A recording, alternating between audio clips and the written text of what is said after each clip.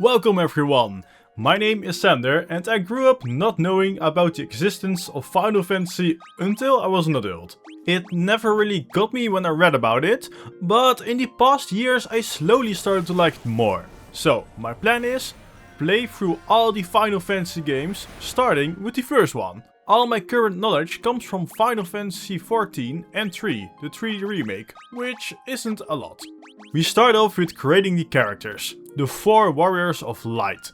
I have no clue what they mean with full-width and half-width characters, but the names I selected all seem to be accepted. Sander the Warrior, EK the Monk, Pesty the Red Mage and Ravenous the White Mage. The world we currently live in is shrouded in darkness, no winds to be seen, a raging sea full of dangerous creatures and a wide range of decayed land. But when darkness comes, the light will rise in the forms of 4 warriors, the Warriors of Light. Each warrior equipped with their own crystal of light ready for adventure. We start off in the middle of the continent, in Castle Cornelia. The King of Cornelia is searching for the Warriors of Light, which happen to be us. But before we talk with him, I wandered around a bit, talking to everyone I could find. The problem right now is that Princess Sarah seems to be lost or captured, which is worrisome indeed. We spoke with the king. I do not know his real name, it just states the king. Very original name. As expected, he wants us to rescue his daughter, Sarah, captured by the knight Garland. We can find him in the Chaos Shrine, up north of Cornelia. Before we left the castle, I stumbled upon mystic doors, sealed away by a key held by the Elf King. Who knows where he is? While we should go north, first I wanted to go to the city part of Cornelia, making sure to be well equipped before the adventure that will be ahead of us with weapons, armor and different kinds of spells. For those who are completely new to Final Fantasy, every town or city should have something like this church to resurrect fallen party members. This is something I found out about 70% into the main story of Final Fantasy III, making my experience quite hardcore, I'd say. Finally, venturing north, we got our first battle. The best thing I noticed, apart from the great soundtrack, is how smooth everything feels.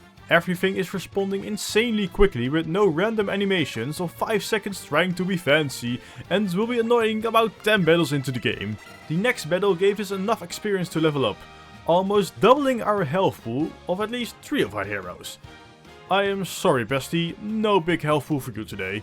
At the northern part of this land, we found the Chaos Shrine, where I first casually looked around the dungeon for treasures. Finding 2 treasures on the left side of the dungeon and 2 closed doors with the same mystic seals as we encountered earlier. At this point we encountered a few different enemies. This freaky worm for examples, 2 zombies and even a pack of 7 wolves. I really did not expect so many enemies in one battle, to be honest. This might get rough later in the game. After defeating a bunch of enemies, gaining a few levels, I went back to Cornelia to heal up to face Garland. Going back to the Chaos Shrine, when searching for Garland, I even found a stack of 9 enemies. These are the packs where big magic AoE spells will become handy. Sadly, we do not have those yet, so we will have to defeat them one by one.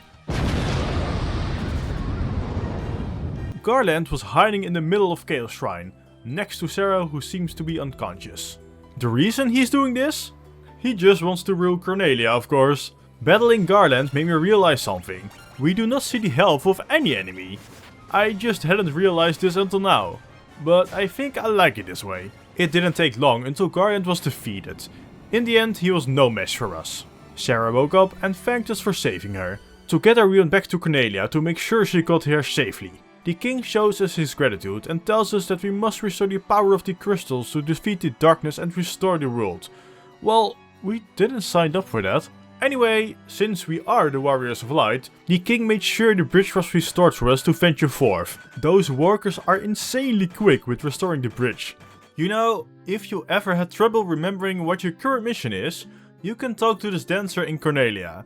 She seems to stalk you enough to know exactly what you're up to. Let's go north across the bridge and watch this beautiful scenery.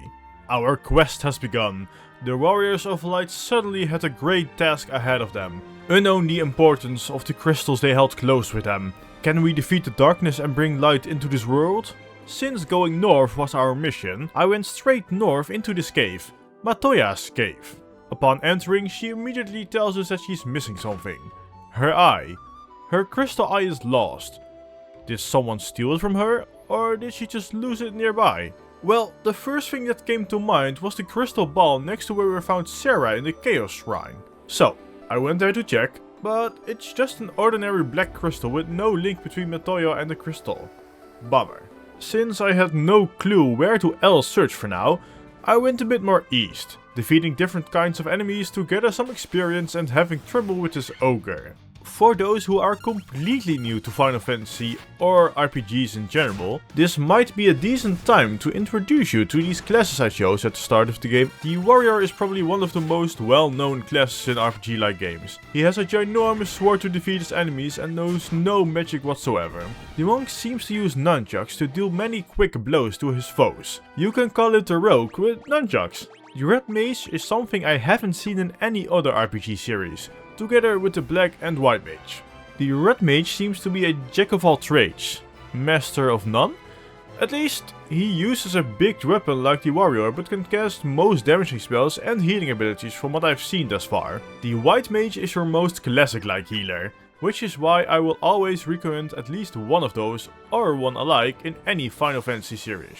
Since we couldn't go any further to the northeast part of this landmass, I went south for a bit and stumbled upon this town called Provoca. A lovely person to speak to. I wonder what lore he could enrich me with. Well, okay. If you just tell me how I can help you instead of just screaming for help, I can maybe do something. Further into the town, there were at least some people who were willing to tell me the issue. But before we helped them, we first wanted some rest and a new spell for our white mage. Of course, I also wanted some black spells for our red mage and better equipment. But since we are broke as fuck, we couldn't afford anything. So we just went with a few weapons and armor without getting more spells. What a nice little fella. He and his two comrades will surely be no match for... Wait, I didn't sign up for this. 2 + 1 is certainly not 9. Anyway, we blasted them to the moon and got a free ship? You don't have to ask twice. Many people appeared in town. No need to fear the pirates anymore. They tell us about the elves living across the sea where their elf prince has fallen into a deep sleep and hasn't woken up yet. I suppose our goal is to find this place next. The pirates gave us enough gil to buy Blizzard, so we should be somewhat decent equipped to face anything ahead of us. Of course, since we have a ship now, we can sail across the seas. Maybe we can find the elves to see where we can help. Maybe we can retrieve that mystic key to open multiple sealed doors. That must be delayed for a moment. Also, we just got this ship from you. Go away, silly pirates. The reason for this interruption is that it seems we can explore just a bit more on this part of the land, wondering what other secrets we may find here. First, I followed the mountain to the west, which leads to a dead end. What about the northeast? It doesn't seem to go that far either. Just some wolves interrupting our adventure. Southeast through the mountains maybe? No luck either. All the areas we have checked do have docks to dock our boat. Good to know for the future. Since we explored for a bit, we got stacked with gil, so we were able to buy every piece of equipment we couldn't before. Now we can sail across the sea and search for the Elven Kingdom where people were talking about. You can also sail below the bridge. I didn't expect that to be an option, but I'm happy I tried. I sailed for a bit close to the mountains to see if there were any place we could dock our boat, but there were practically none at the side of the sea. Eventually, I found this one docking place. So, we set foot onto this new land and wandered around for a bit, reaching level 11 at this point, just before entering the new city, Elfheim. In Elfheim, the elves were also talking about the prince not waking up. We will see the prince soon, hopefully, but before we do, I checked for new weapons and spells. I noticed there were multiple shops in Elfheim, but since we had practically no gil left, I couldn't buy everything immediately. We will have to get back later on when we get rich. We found Link his gravestone. Even back in 1987, Square Enix knew what would happen to Link.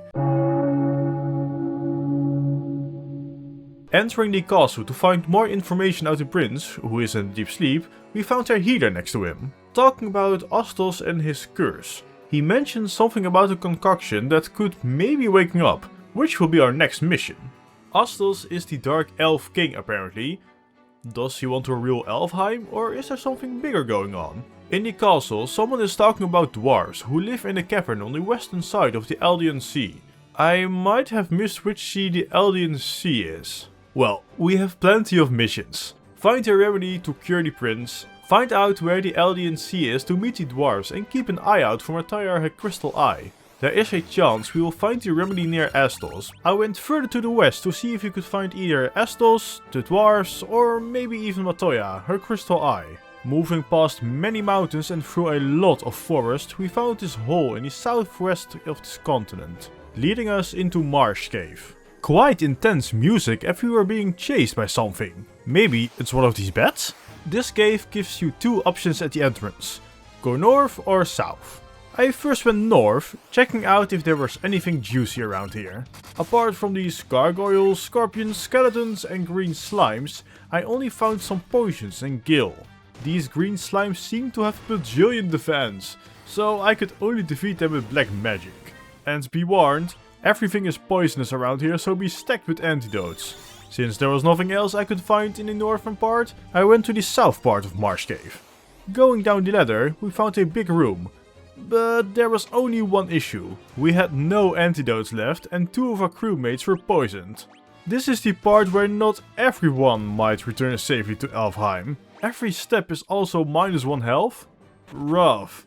Excepting Faith, where Pesty and Sander will rest next to Link in Elfheim, I noticed poison doesn't actually kill you. You will stay at 1 health until you are cured, giving us hope.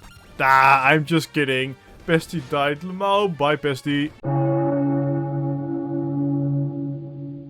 I know there is an option to disable encounters, but this does take away some challenges I'm willing to face. Like making sure Pesty doesn't survive Marsh Cave. Alright. You can come back to life, Pesty. We do need a punching bag when we face Astos. I kind of expected poison to be removed when sleeping in the inn, but you still need to remove the poison with antidote. This time I made sure to be prepared with some more antidotes and bought some of the other status effect removers if the time comes that we require those as well. Pesty, his experience will be decent compared to the others from now on, sadly. But that does also mean more level up messages at different times, which does give some kind of pleasure. Back at Marsh Cave we found some more rooms in the southern part of the caverns. Some of that being empty and some of them bringing us down even further. This part seemed to be built around many rooms with some of them containing treasures. We tried to check everything out. There were about 15 to 20 rooms and many battles in between. Even one chest was trapped with monsters around them. We got a crown. I don't recall having to look for a crown, but since we got it, we got declared to the king of Marsh Cave. Open the door for your new king, cowards. Well, that didn't help. There was nothing left to do around here, so back to the mountains. Everyone reaching level 15 except for Pesty. Big skill issue over here. Our adventure into these caverns has gotten us a lot of gil to spend on spells and equipment. Since we had enough for just one level 4 spell, we made sure to get Blizzarda, the AoE ice attack. Marsh Cave had no luck with Astos. Maybe a bit more to the northwest of the sea? Sailing across the west coast, there was just one docking place in the most northern part of the sea. The only thing I could find was this cavern, which turned out to be the hiding place of the dwarves. Even the dwarves are happy to meet us. Note to self, get adamantite. I will probably forget this in about 1 minute. Not so fast, you cannot fight with them! Yeah, duh, I can see that very original named Smith. A giant rock blocking your path. If I see some nitro powder, I will let you know. Everything is sealed these days. Nothing more to find around here, it seems. So I went back to the Elvenland to go explore the northern part of this site. Eventually I found this broken castle called Western Keep. They didn't manage to keep it together now, did they? In the middle room of this keep there was a king. Okay, maybe he's not a king after all. I don't want to be rude, but I have seen prettier elves in my life. That was easy. Back to Matoya to share the great information about her crystal eye. I suspect this is the antidote we need to wake up the Elven King. Well, that was extremely rude after all we have done for you, Matoya, but I guess that was kind of deserved after our comment about Astos. As expected, the prince woke up and we got the mystic key. Now we can finally open every sealed door we couldn't before. There was one door sealed away in the Elven castle, and it would be kind of rude for us just to loot everything from their castle after being given this key. So anyway, we looted the place and left to never return. I checked every chest that I've missed and found some decent equipment to boost our stats. And the missing nitro powder. Well, I wonder what he will offer us for this powder. But first I want to open the sealed doors in the marsh cave, only for them to claim one more fallen soldier. Farewell, EK. This time I just used one of our Phoenix Down items to revive EK. Otherwise the level difference might become too big. Narek, what is the offer for our nitro powder? Oh, nothing now? Whenever I need something, I know where to find you, Narek. The explosion was so big, we can sail right through now. Although, I must admit, I think it would be nice to have a big underground cave to go to the other island. But with just nitro powder, I can understand that might be just a bit too little. Being able to sail through, we technically have the option to go everywhere it seems. But we will just go to the closest dock to explore the western lands. First stop is the town next to it, Melmond. This town has seen its better days, it seems. This is probably the decay they were talking about in the introduction video. They do be having big magic though. Cavern of Earth is south from Melmond. I suspect our first real dungeon to restore one of the 4 crystals and the decayed land. Flying ships? You have my attention. While the first cave I came across wasn't the Cavern of Earth, I did want to take a look.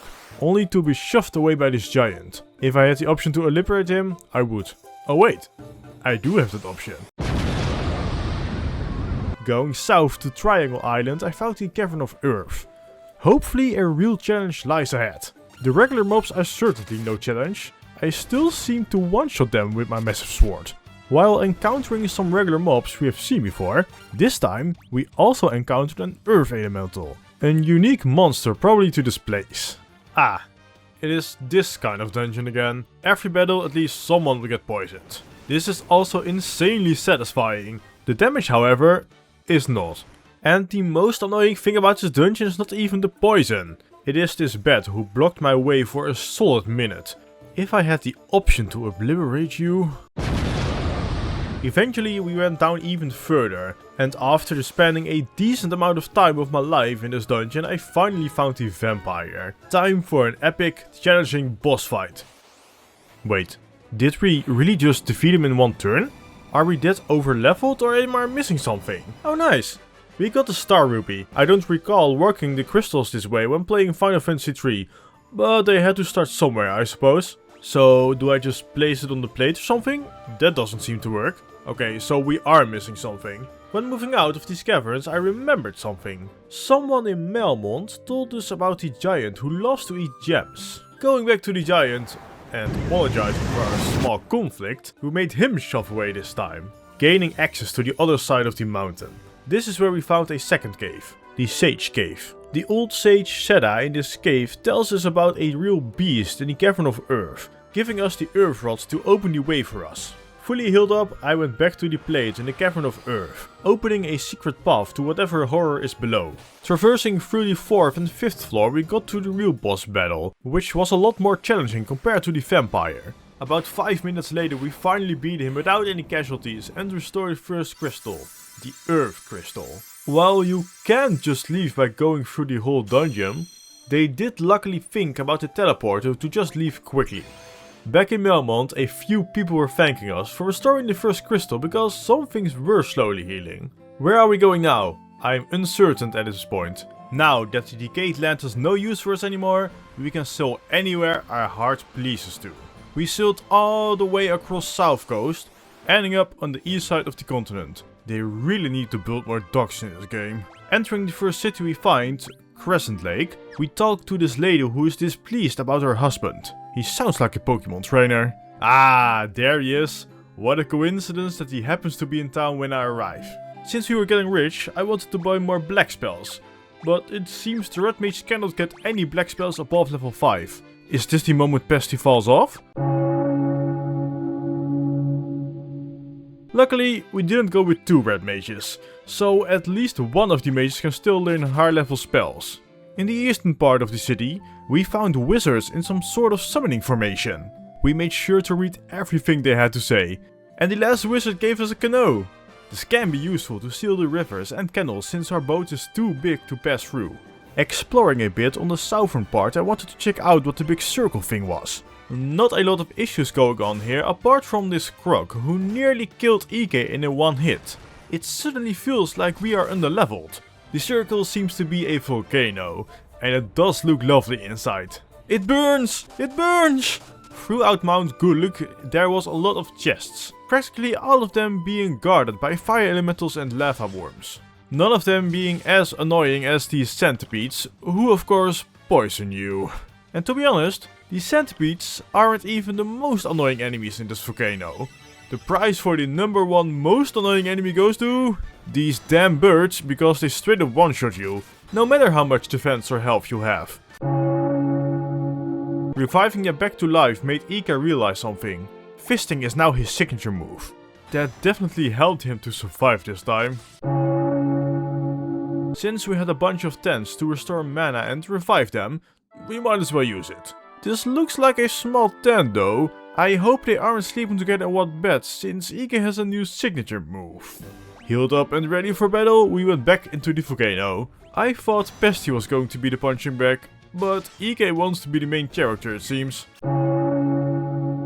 Venturing through a lot of floors, we found the boss room. This room map certainly feels like cheating at this point. I guess it's time to restore the second crystal. This boss certainly felt more difficult compared to the Earth one, not just because Ike died again, but maybe a little bit because of that. With the power of coolness, we brought him back to life and made everyone glowing invisible powerhouses. That is 2 crystals restored. We are going through this game at a rapid pace now. Next I went to the other patches of grass to see what else there was to find. Apart from this cavern there was nothing, but the cavern of ice is quite big and filled with treasures. Eventually we found this white stone-like item guarded by an evil eye. Me, thinking it would be a decent challenge, I tried to plan the fight, only to literally one-shot him with Ike. The white stone is called a levy stone. I have no idea what this is used for or that we were looking for this, but it is a mysterious rock that floats in the air. Yeah, that doesn't help me at all, so we went back to our ship to see where else we can go. Anything north would be fine, but after searching for about 15 minutes I just couldn't find a dock, and the map suggests no dock either. I had literally no idea where to go now or even find a clue, and because Ike couldn't help us either due to his constant deaths, I asked these wizards. But even they had never heard of the Levystone before. Apparently, you need to bring it to this desert. And you can only know this if you find a specific elf in Elfheim, who I probably talked to, but wasn't interesting enough to memorize it. Thanks random person on the internet who gave us this clue 4 years ago. Airship acquired. Time to land in the northern parts of this game. Ah, this looks like a sweet spot to explore the whole landmass. Wait, what? I cannot land here? Do we need some specific tiles we can land? But I want to see what's inside this village. Nope, it's also not possible here. Regular grass is fine. I guess we just go to the tower from the introduction video. One step into the desert and Pesty instantly dies due to overheat. Ike shortly after as well. But that is logical due to him having 0 equipment. The desert might not be the best place right now, so we quickly flew away. At last, a landing place next to something that seems safe. Gaia. Not able to understand the people you say? Let's see if we are able to. Lupa Gamhido? Yeah, no, I can see why he has a hard time communicating with them, so we will have to skip this village for now. The fairy is missing from the pond and Gaia because this gentleman decided to kidnap her and sell her. Sir, that is not something you should do. Since everyone in Gaia gave different clues, there was just so much to do. We have 2 options. Try to remember everything by either having insane memory or writing it down, or the more fun option for now, just go to the next area until stuck and cry about not seeing enough clues. The first being this tower, where acquiring the crown finally has its use. We sat down on the throne, using a bunch of teleporting devices to eventually find a red steel? I really wonder how this can be a key item. Since making soup with the red steel was no option, we went to a few holes found on different islands being the dragon caves. One dragon is talking about a token of courage. Surely this is just a coincidence. Right? In one of the dragon caves we can find the chamber of Bahamut, the Dragon King. The red still really was a fitting token of courage, huh? We all changed into chats. I just can't unsee chat, especially Ige. Now that we are chats, we can learn all spells we couldn't learn before. Quickly exploring the most northwest part of the map, there were only 2 to 3 spots left to land with a ship. The first place being this grassland, which I used to get to the village I came across, Onrak. The people in this village mostly gave us the same clues or were additional information to those in Gaia. The caravan clue made me go to the desert to the west to see if I could find anything. Nothing here means I'm blind or it ain't unlocked yet. At least the waterfall was quite obvious. Oh no, it's these birds again. Phew, no casualties this time. Every time I see Ike with sunglasses, I cannot unsee John Travolta, even though they don't look that close. Well, some robot gave us the warp cube, whatever this will be used for. I went to the desert with the sand tower, but we are unable to enter this one for an unknown reason. At this point, I felt kind of stuck again. I couldn't find the caravan, and it felt like I couldn't do a lot either with the other given clues. So I went back to the dancing lady, since she should know what we might need to do, right?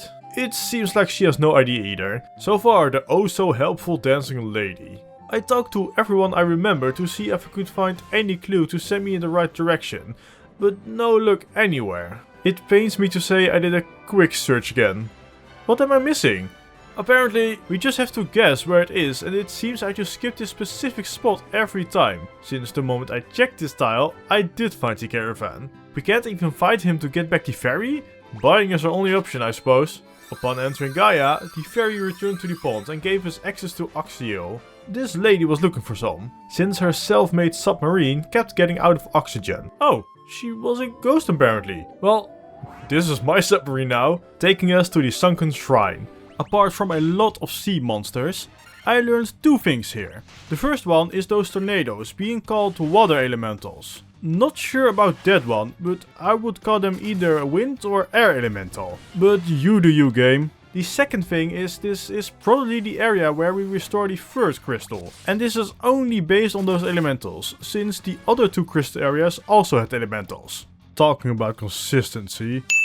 By totally not cheesing the map, we found the crystal area. While the boss certainly hits EK hard... No, not hitting on EK, that's not what I meant! I was kind of sweating not for if EK gets one shot, but more when he gets one shot. And out of all 3 crystal bosses, this felt the easiest. But I also feel like I am a bit higher level due to not being able to find the caravan. Quickly going back to share our adventure to progress to the 4th crystal, I noticed something. We have 14 out of the 32 available chests. This is not something we can just slip through. I went back into the caverns to get the other chests. Most of them being in this weird block room area. I guess we saved the mermaids? I might have forgotten that we were saving them already. I take a wild guess that the lady we saw earlier might not be a ghost, but a mermaid. Or both, who can tell. The Rosetta Stone. I remember someone talking about this in town. Next up, Une. I must admit, it took me longer than anticipated to find Une. Mostly because I totally forgot who Une is if we ever met him, but I suspect he would look somewhat like his brother. After a long search, we finally found Une, who deciphered the tablet, learned the language and taught me the language in about 1 minute total. That is pretty smart for 2 people, I must admit. It has been a long time since I've met someone who was able to learn a whole language in just 1 minute. The people in Lufenia mostly told me that they were the descendants of a race that once lived along the clouds. Sid. Now that is a name I've heard plenty of times before. One of them even gave us a chime, an item required to enter the Mirage Tower, which is the tower in the desert called, if I understand them correctly. Ah yes, we can enter the tower now. Now that I think of it, shouldn't this one be the Earth Crystal boss due to this literally being in the desert? I know we defeated the Earth one already, but this seems so much more fitting. This place is stacked with loot. Barely an upgrade, but there was loot. I have no idea what he is talking about. Unless he's talking about Ike, the Master Fister. Oh, right. Now I understand. It is the robot who gave us the warp stone in the waterfall cave. Good thing I apparently tend to do things way before they are required. Using the warp stone, I got teleported to the flying fortress. I suppose this makes the air or wind crystal a bit more logical. Adamantite? Surely I remember this one. Not going to finish the dungeon first, I really want to visit the dwarves now. The smith made the Excalibur, which is a huge upgrade for us. This might be the strongest weapon in the game. Back to the flying fortress, where we find some sort of observation stone halfway through the fortress, showing us the center of the 4 crystals, the Chaos Shrine where it all started. Level 44 and cruising through the game with ease, now facing the last crystal boss, Tiamat. Quickly taking care of Tiamat, I was wondering if the final boss would also be this easy. Something we will find out soon. To the Chaos Shrine to meet the end. I'm sorry, what? Are we going back 2000 years in time? As someone who sometimes pays attention, this is not something I expected at all. The old Chaos Shrine is insanely big compared to the other dungeons, with a lot of returning enemies we have seen throughout the game. The loot we got at the start of the game finally has its use. It's lovely when things come together near the end. At some point we even faced the first boss again. Not expected, but surely as easy as before. Apart from the one-shot mechanic, which of course killed EK. Eventually we also rematched the other 3 bosses, but of course EK dying again. I'm just messing with you. He actually managed to survive the other 3 bosses. The final boss is Garland again? They surely love the beginning being close to where you end. And I'm not even kidding if I tell you this boss fight took me 30 minutes. All the way through the fight I was sweating, since the last save was of course just before entering the Chaos Shrine. Now comes the real question. How many times do you think EK died through the fight? Once? Twice?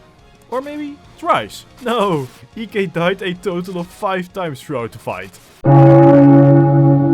Oh, right. The others also had a few deaths this time, but after a long fight, we defeated Chaos. It is great to see we end the time loop to save the world. Everything is restored and we can finally sleep. But wait, what is this? Are we missing 4 achievements? No time for bed. We cannot sleep until we got everything. First one being the bestiary number 118 and 123. We fixed 123 quickly in the Chaos Shrine together with reaching level 50 on all characters. Number 118 on the other hand took me a lot longer. After 1 hour and 30 minutes I first did the puzzle one, since I had to heal up anyway. At this point it took me close to another hour to finally find the last bestiary, completing all achievements in Final Fantasy 1. No, really. Fuck this monster. Do you want to see more of Final Fantasy in the future? Make sure to subscribe. And I hope I see you all in the next one, of course. Cheerio!